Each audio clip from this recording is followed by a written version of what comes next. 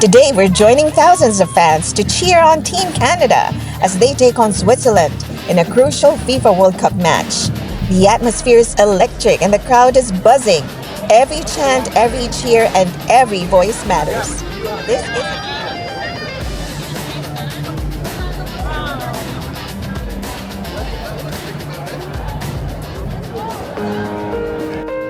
Hi, welcome to my channel.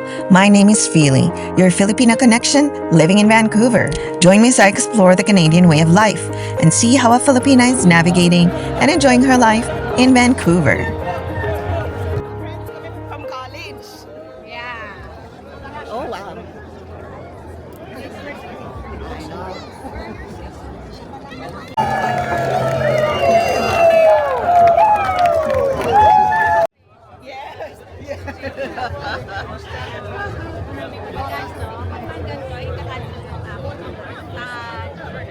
I know, no?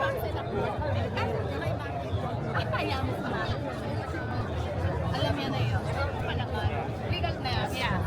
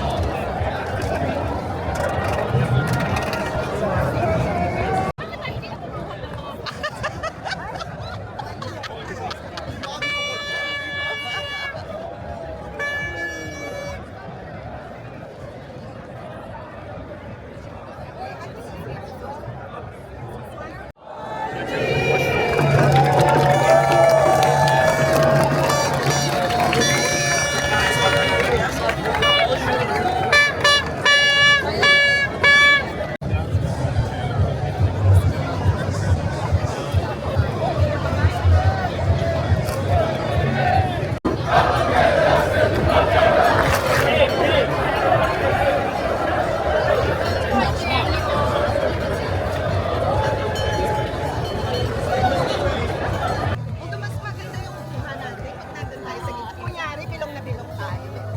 Part of the parade.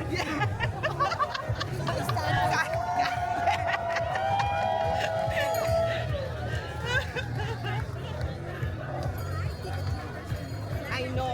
Easy na na. Yes. Okay.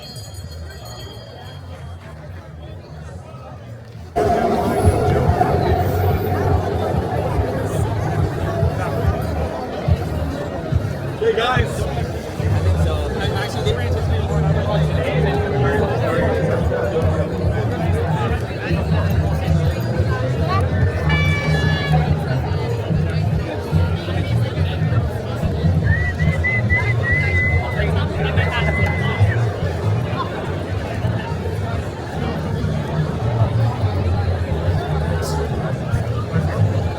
Bless you.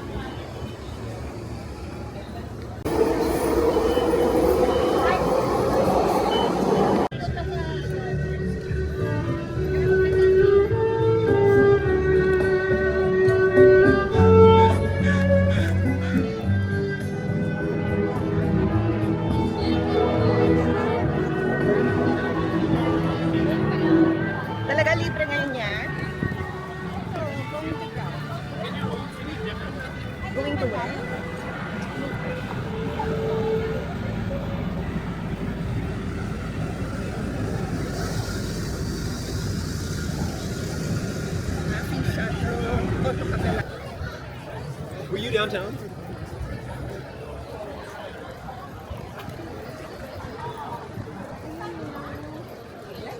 Mas mga ganyan. Ay, ito. At saka hindi mainit. Ay, okay. Saan tayo po pwesto? Saan tayo po pwesto?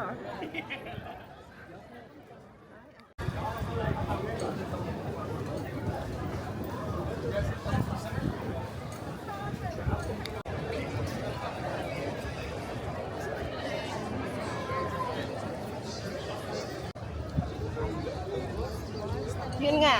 Yes. Yes.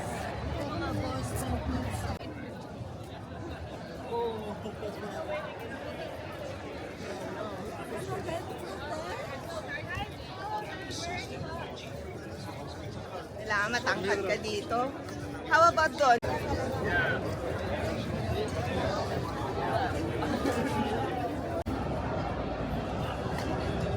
Oh no.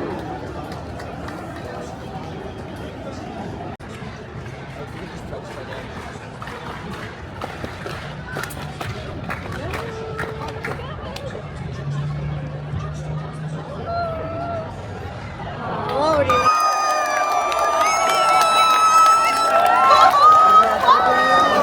It's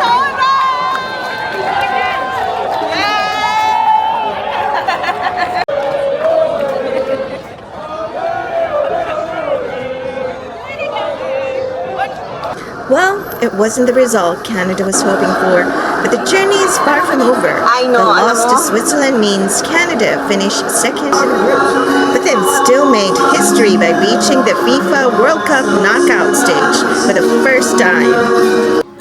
Next up, Canada heads to Los Angeles for a round of 32 showdown against South Africa on June 28. Win that and the dream continues.